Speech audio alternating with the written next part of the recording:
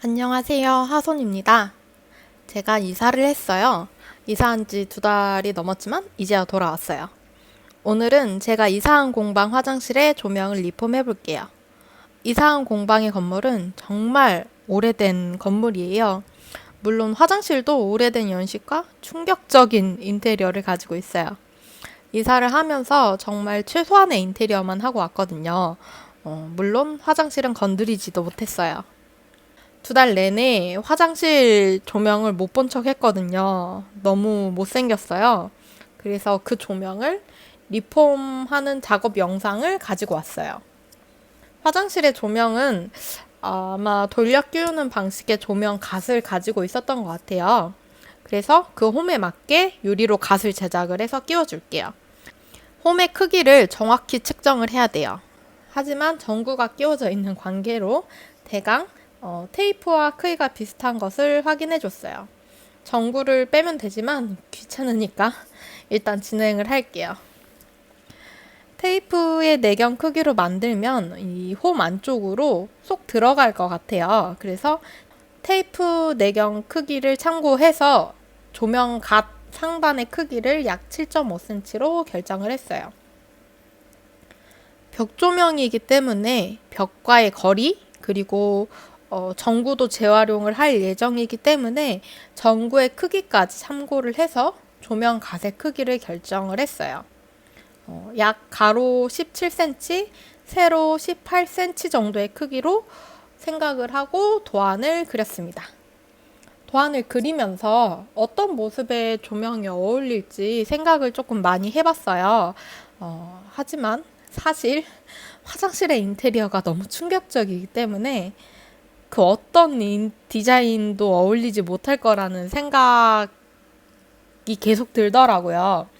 그래서 결국은 돌고 돌아서 기본 디자인에 그냥 밑단에 포인트를 주는 걸로 결정을 하게 되었습니다. 이 끼워지는 부분이 원형이기 때문에 조명의 각이 많을수록 유리해요. 조명의 각이 많을수록 원형이 더 가까워지잖아요. 그치만 각이 많을수록 조각이 많아지니까 작업량이 많아집니다.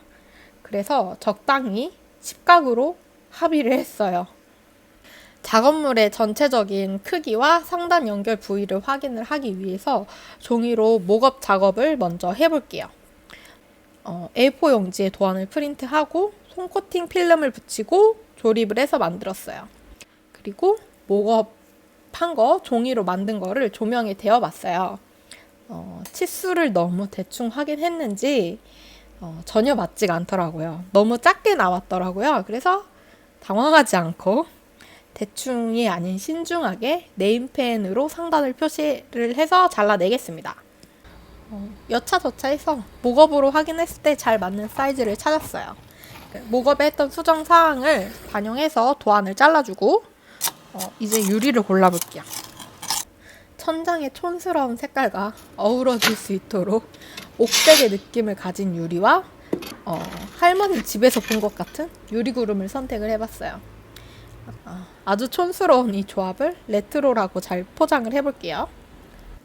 고른 유리를 잘 잘라봅니다. 유리끼리 맞닿아야 하는 직선은 자를 대고 반듯하게 잘라줄게요.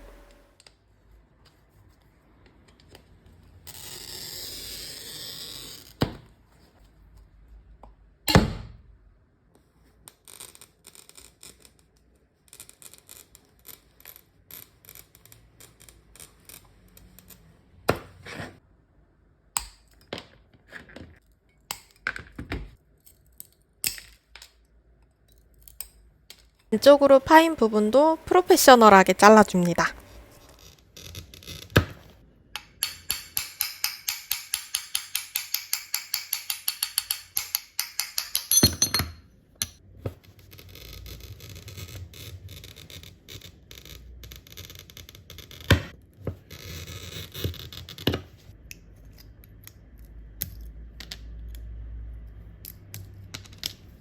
구름 유리가 다른 유리보다 두꺼워서 갈아내기가 너무 어려워요.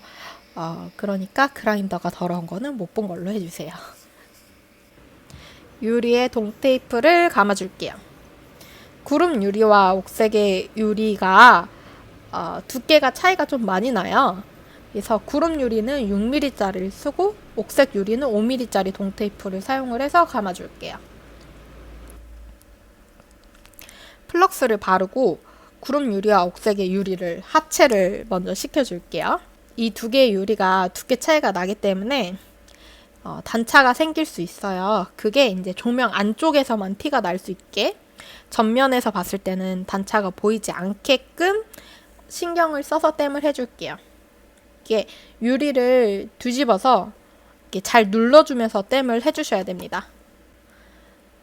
다 준비가 되었다면 조립을 해볼게요. 저는 조립할 때 감을 많이 이용해요. 뭔가 좀 약간 뚱구름 잡는 얘기 같지만 목업 작업을 할 때 이제 10각일 때 면들이 만나는 각이 어느 정도 나오는지 확인이 가능하잖아요. 그래서 그 각을 잘 기억을 해줬다가 유리로 작업을 할 때 확인한 각도를 참고해서 작업을 하고 있어요. 이렇게 목업으로 작업을 해보면 되게 유용한 점이 많거든요. 이제 도안으로 그렸을 때랑 실제 목업으로 해서 작업물로 봤을 때의 느낌이 굉장히 많이 다르거든요. 이 정도 사이즈에 이 정도 도안으로 작업을 하면은 요 정도 크기로 나오겠다라는 거를 목업 작업을 통해서 확인을 할 수 있어요. 만지는 재질은 다르지만 어쨌든지 간에 작업을 미리 연습을 해볼 수 있는 거잖아요. 그래서 저는 목업 작업을 해서 미리 한번 체험을 하고 난 다음에 실제 유리로 작업을 하는 것도 큰 도움이 된다고 생각합니다. 조각을 땜해서 판으로 만들고 그리고 판을 조립하고 내부를 땜하고 바깥 연결 부위를 땜하고 상단과 밑단을 땜하는 순서로 작업을 하고 있어요. 물론 이 순서가 절대적인 건 아니지만 저는 이런 방식으로 땜을 하고 있습니다. 땜의 양은 개인적인 취향이라고 생각을 하거든요. 균일한 양으로 전체를 올려주는 게 가장 중요하다고 생각해요. 균일하게 올려야지 깔끔하고 예쁜 작업물이 나올 수 있다고 생각합니다. 반짝거리게 깨끗하게 목욕을 시켜줄게요. 땜을 해서 99% 완성한 갓을 조명에 맞춰볼게요. 안 들어가네요. 처음 계획은 연결 부위가 가장 좁은 부분에 이제 쏙 들어가면 윗부분에 걸릴 수 있는 부분을 땜이나 동관으로 만들 예정이었어요. 안 들어가니까 계획을 변경을 해서 동관을 구부려서 걸 수 있는 부분을 만들어 볼게요. 유리와 유리가 맞닿는 부분에 동관을 고정을 할 생각이거든요. 그래서 한 칸의 유리와 동일한 길이를 맞춰서 접어줄게요. 동관에 바로 땜을 하게 되면 땜이 잘 안 먹는 경우가 많아요. 그래서 미리 실랍으로 동관을 코팅을 해주시면 더 쉽게 작업을 할 수 있어요. 동관과 유리가 만나는 부분이 이제 네 군데가 생기게 되는 거잖아요. 연결된 네 부분이 조명갓의 무게를 다 지탱을 해야 돼요. 그래서 최대한 튼튼하게 고정을 해줄게요. 완성된 조명갓을 끼워보려고 했지만 치명적인 벽조명 때문에 페인트로 긴급 조치를 하겠습니다. 페인트 전에 물티슈로 깨끗이 닦아줄게요. 저는 이게 변색이 된 거라고 생각했어요. 근데 이게 다 떼였네요. 충격을 뒤로 하고 하얀색 페인트로 황골 탈퇴하겠습니다. 그리고 끼워볼게요. 너무 사랑스럽고 레트로한 조명이 완성됐어요. 뿌듯합니다.